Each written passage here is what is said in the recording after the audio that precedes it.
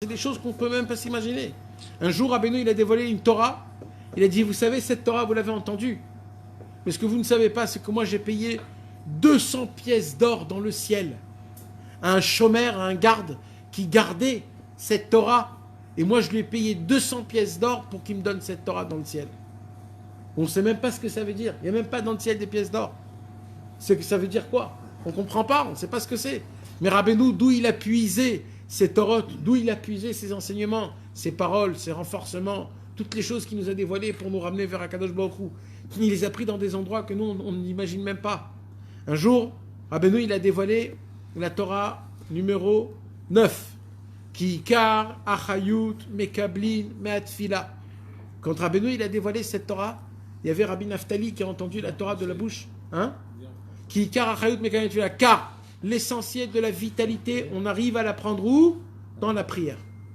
La prière, quand un homme il prie, un homme, il prend toute sa vitalité dans la prière. Alors que c'était juste, Rabbi Naftali, il avait entendu ce commencement de Torah là, et Rabbi Naftali, un jour, il a dormi. Et quand il a dormi, il a rêvé qu'il monte dans le ciel, il monte dans des cieux, il monte très très haut. Et dès qu'il arrive dans un endroit qui est très très haut, il voit qu'il descend un ange énorme.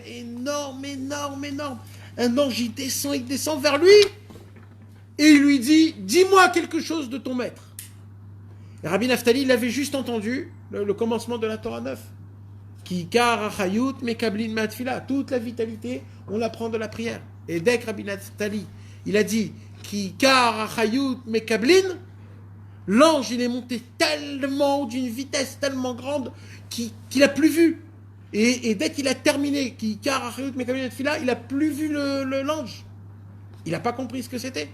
Quand il s'est réveillé le matin, il est allé vite chez Rabbeinu. Il a raconté à Rabbeinu, j'ai rêvé que je suis monté dans un monde et qu'il y a un ange qui est énorme, qui est descendu avec ses ailes sur moi, il était énorme, et il m'a dit, dis-moi quelque chose de ton maître, et je lui ai dit la Torah tête, je lui ai dit le commencement, le premier paragraphe. Et Rabbeinu, il lui a dit, qu'est-ce qui s'est passé?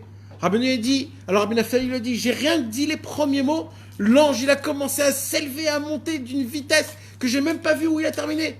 Il a dit, vous croyez qu'en haut, on reçoit mes paroles comme en bas? En bas, vous entendez des torotes, vous croyez que c'est rien du tout.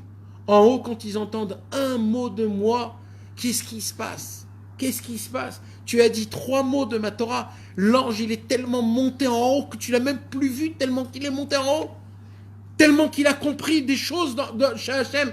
Vous, en bas, vous entendez ma Torah. Vous croyez que c'est juste un enseignement ou alors un petit conseil dans la Vodat Hachem. Mais vous ne savez pas ce qu'il y a dans le ciel. Vous ne savez pas ce que moi je fais dans le ciel avec mes torotes, les mondes qui bougent, les choses que vous créez.